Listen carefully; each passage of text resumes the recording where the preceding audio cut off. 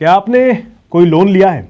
अगर लिया है तो वो कैसा लोन है? क्या वो पर्सनल लोन है, होम लोन है, कार लोन है, या फिर क्रेडिट कार्ड से आपने अपना फ़ोन, टीवी या कोई महंगा सा सामान लिया है? इनमें से किन किन लोन्स के लिए आपसे कोई कोलेट्रल या गारंटी मांगी गई है? इसमें से कई लोन्स के लिए आपसे कोई गारंटी नहीं भी मांगी गई और ना ही कोई प्रॉपर्टी गिरवी रखाई गई। बस आज आपने 2 डॉक्यूमेंट दिए और अगले ही दिन पैसा आपके अकाउंट में आ गया। इतना ही आसान हो गया है लोन लेना कि अब हर इंसान बिना किसी गारंटी के बैंक से पर्सनल लोन या इंस्टेंट ऐप लोन ले रहा है। पर इस मॉडल में एक प्रॉब्लम है जिस पर शायद कोई ध्यान ही नहीं दे रहा है। जितना आसान लोन लेना या लोन मिलना हो गया है, क्या उतनी ही आसानी से उसे चुकाया भी जा सकेगा? शायद आप ठीक से समझ रहे हैं। आज हम बात करने वाले हैं ऐसे ही अनसिक्योर्ड लोन की, यानी कि बिना गारंटी वाले लोन जो अब भारत के बैंकिंग सिस्टम के लिए एक टिकिंग बम बन सकते हैं, या कह दीजिए कि ये एक तरीके के बम बनते जा रहे हैं।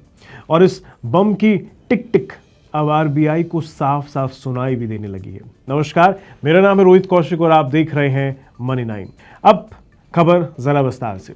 दरअसल आज की ये कहानी अनसिक्योर्ड लोन की है, यानी वो लोन जिनके बदले में बैंक के पास कोई गारंटी नहीं होती है, ना ही कोई प्रॉपर्टी, ना गाड़ी, ना ही जमानतदार यानी कोई गारंटर। सिर्फ एक भरोसे पर ये सारा पैसा बांटा जा रहा है। लेकिन अभी आई आरबीआई की ताज़ा रिपोर्ट ये बता रही है कि बैंकों का ये भरोसा अब डगमगाने लगा है और अगर समय रहते इस समस्या से डील नहीं किया गया तो इसका असर सिर्फ बैंकों पर ही नहीं बल्कि हमारी और आपकी जेब पर भी पड़ सकता है। ये बता दें कि आरबीआई की इस रिपोर्ट में, जिसमें आरबीआई ने इस बात का खुलासा किया है और ये कह दीजिए कि खुलकर कहा है कि देश के बैंकों के पोर्टफोलियोज में इस तरह के अनसिक्योर्ड लोन का हिस्सा खतरनाक तरीके से बढ़ रहा है। आज की तारीख में ये लोन पूरे रिटेल लोन का करीब 25% हिस्सा बन चुके हैं, यानी ये कहें कि हर चौथा लोन बिना किसी सिक्योरिटी के दिया जा रहा है। रिपोर्ट ये भी कहती है कि इसमें एनपीए की दर अब 1.8% तक पहुंच चुकी है। मतलब ऐसे हर 100 में से लगभग 2 लोन डूब रहे हैं और चूंकि इस पर कोई कोलेट्रल नहीं है तो इसकी रिकवरी का कोई रास्ता नहीं बचता। और हमें ये नहीं भूलना चाहिए कि ये सारा पैसा आम आदमी का पैसा है। अब सवाल ये उठता है कि बैंक ऐसे लोन क्यों बांट रहे हैं? आखिर ये लोन इतने प्रोमिनेंट कैसे हो गए हैं? इसका जवाब बिल्कुल सीधा सा है। आसान प्रोसेस, 5 मिनट में केवाईसी और 1 लाख तक का लोन अकाउंट में। कई बार तो ऐप्स के जरिए बाय नाउ पे लेटर जैसी स्कीम भी चल रही हैं, जिसने ईएमआई का झांसा देकर आपका खर्च बढ़ा दिया जाता है। फिर क्या समस्या है? समस्या है उसकी वसूली, क्योंकि जब वसूली की बारी आती है तो इन लोन्स की रिकवरी इतनी आसान भी नहीं होती। अगर रिपोर्ट की माने तो बीते कुछ सालों में इन अनसिक्योर्ड लोन्स में सबसे ज्यादा डिफॉल्ट यानी ईएमआई ना चुकाने के मामले सामने आए हैं। रिपोर्ट कहती है कि आज अनसिक्योर्ड लोन्स में जितने भी एनपीएज हैं उनमें से 52.6% सिर्फ प्राइवेट बैंकों के पास है, जबकि सरकारी बैंकों का इसमें 40.5% हिस्सा है। असल में प्राइवेट बैंक ज्यादा मुनाफा कमाने की होड़ में इस तरह के लोन तेजी से बांटते गए हैं।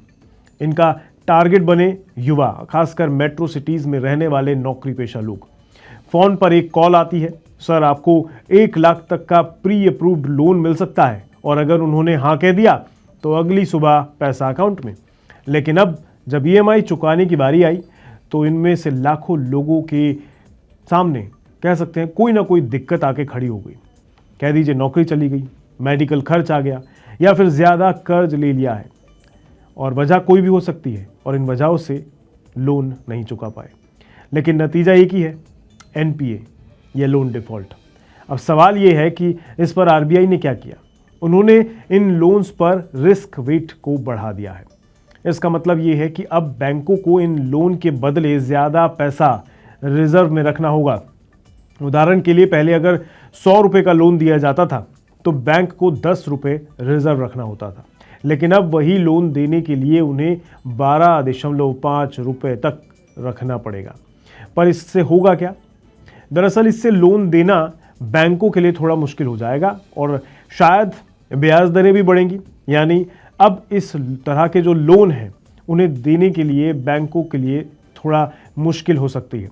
लेकिन इस दौड़ में सिर्फ बैंक ही नहीं है बल्कि कई फिनटेक कंपनियां भी शामिल हैं। पेटीएम से लेकर क्रेडिट बी तक दर्जनों ऐप्स अब मिनटों में लोन बांट रहे हैं। आरबीआई के मुताबिक इन डिजिटल लोन में से करीब 3.6% लोन एनपीए हैं।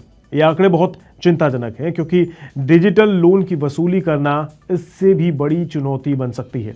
इसी बीच आरबीआई ने रेपो रेट को 0.50% घटाकर 5.50% कर दिया है। इसका मतलब ये है कि अब बैंक कम ब्याज पर पैसे उधार ले सकते हैं और लोगों को ईएमआई देने में भी थोड़ी राहत मिलेगी। उदाहरण के लिए पीएनबी, बैंक ऑफ बड़ौदा जैसे सरकारी बैंकों ने तुरंत होम लोन सस्ते कर दिए हैं। लेकिन ये राहत सिर्फ एक छलावा हो सकता है। अगर लोन बांटने का ही गड़बड़ हो तो ईएमआई तो कम हो सकती है, लेकिन अगर ईएमआई भरने वाले ही डिफॉल्ट कर जाएं तो लोन सस्ता होने का क्या फ़ायदा। अब सवाल ये है कि अगर इकॉनमी में मंदी आती है या बेरोजगारी बढ़ती है तो ये लोन सबसे पहले डूबेंगे और इससे ना सिर्फ बैंकिंग सिस्टम बल्कि आम आदमी पर भी इसका बुरा प्रभाव पड़ेगा, खासतौर पर उन पर जिनकी ईएमआई समय पर जाती है। आरबीआई ने जो दो रास्ते चुने हैं, एक तरफ लोन सस्ता करके ब्याज को सहारा दिया है और दूसरी तरफ अनसिक्योर्ड लोन्स पर सख्ती बढ़ाकर हमारा और आपका पैसा बचाने की आरबीआई की कोशिश जारी है। तो अगली बार अगर आपके फ़ोन पर मैसेज आए 50,000 का लोन तुरंत लीजिए, बस पैन कार्ड दे दीजिए, तो थोड़ा रुकिए, सोचिए और फिर फैसला लीजिए, क्योंकि लोन लेना जितना आसान दिखता है उसे भरना उतना ही मुश्किल होता है। तो आज के लिए बस इतना ही रखते हैं और हमारी ये जो स्टोरी है आपको कैसी लगी ये ज़रूर बताइएगा कमेंट के अंदर। पर्सनल फाइनेंस और बिजनेस से जुड़ी तमाम खबरों के लिए बने रहे हमारे चैनल के साथ, देखते रहिए मनी 9। नमस्कार। मनी 9 लाया है मेंबरशिप प्रोग्राम मनी 9 प्राइम। अब आपके दिमाग में कई सारे सवाल होंगे, मसलन आखिर क्या है ये मनी 9 प्राइम, आपके लिए यानी दर्शकों के लिए इसके क्या फ़ायदे हैं, और एक बड़ा सवाल ये कि मनी 9 प्राइम से आखिर जुड़ना कैसे है। तो इसकी पूरी जानकारी हम आपको देने जा रहे हैं।